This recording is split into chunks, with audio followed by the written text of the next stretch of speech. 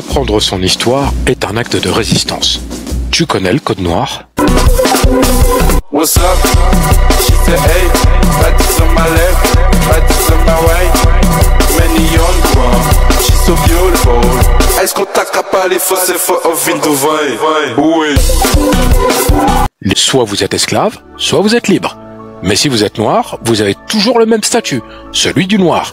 Car même si le statut du libre de couleur ou de l'affranchi peut laisser croire à un changement de pensée dans la société, au XVIIIe siècle, un noir reste un noir. D'ailleurs, quand on regarde en 1705 une ordonnance royale, elle prévoit qu'un libre de couleur deviendra automatiquement esclave s'il cache un marron, par exemple, ou s'il porte assistance à un esclave en fuite.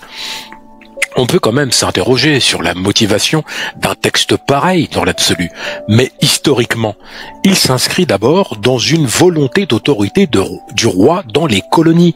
Parce que je rappelle que ces colonies, si je prends la Guadeloupe par exemple, c'est très éloigné de la mère patrie, n'est-ce pas?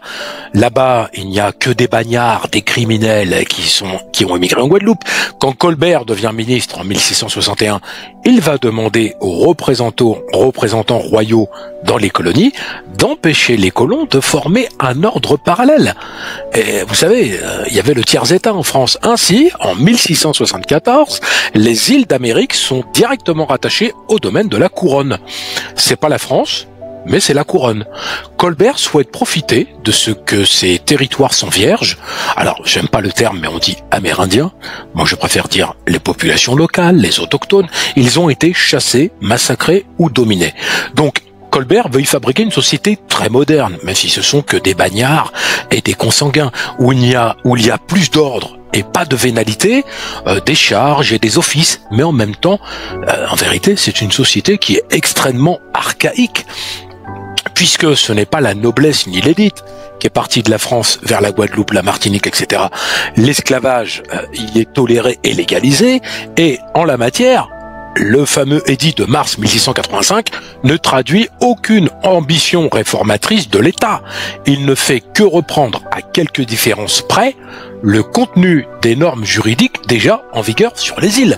Le fait de pouvoir tuer un noir quand on le veut, quand on se lève le matin, ça c'est les colons, c'est pas Colbert.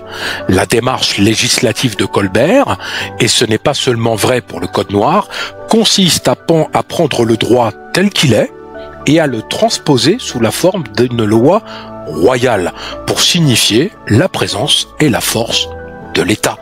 Alors que la considération qui est amenée au noir, elle est simplement un meuble.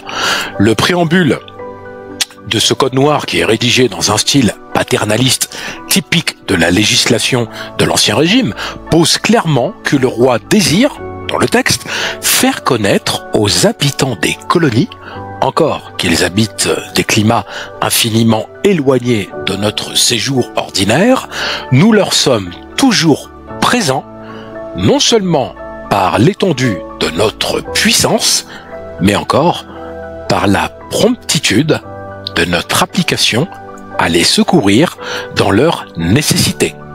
C'est le texte.